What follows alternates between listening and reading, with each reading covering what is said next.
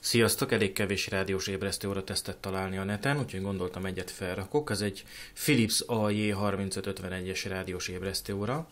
A dizájnát tekintve ez a fekete ezüst, ez nekem nagyon bejön, igazából ezért is választottam. Az összképet azonban rontja egy kicsit ez a kopogós műanyag, amiből készült, ez nem túl jó minőségű, és talán ez már látszik ezeken a kis tekerentyűkön is.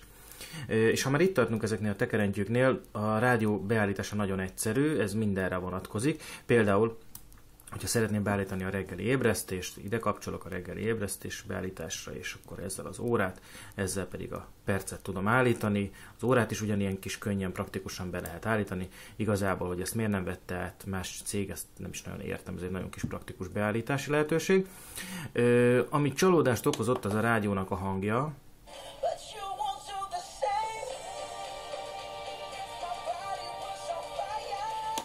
Most ez semmivel sem jobb, mint a 10 évvel ezelőtti rádiómnak a hangja, illetve nem tudom, hogy mennyire lehetett hallani, amikor bekapcsoltam a rádiót, ezeknek a gomboknak a hangját. Hát ezek is olyan hangosak, hogy ha az ember mondjuk este rádiózik, ezt talán a másik szobába is át lehet hallani, hogy én valamit állítgatok a rádión, úgyhogy ez nem túl jó minőségű műanyagból készült szintén. Amit hiányolok a rádiónál, hogy ne csak a frekvenciát írja ki, hanem mondjuk kiírja a rádióállomásnak a nevét is. Úgy látszik, ez a 7200 forintban, amit fizettem érte, ez már nem fér bele a Philipsnél.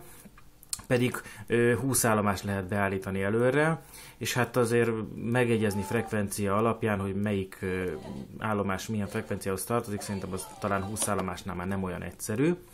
Egyébként a rádiót beállítani nagyon egyszerű, az állomásokat autószkennel be lehet állítani, állítható a fényereje a kijelzőnek, illetve az ébresztésnél választható rádiós ébresztés és csipogó ébresztés is, ami folyamatosan erősödik, mind a kettő, a rádió is, illetve a csipogás is.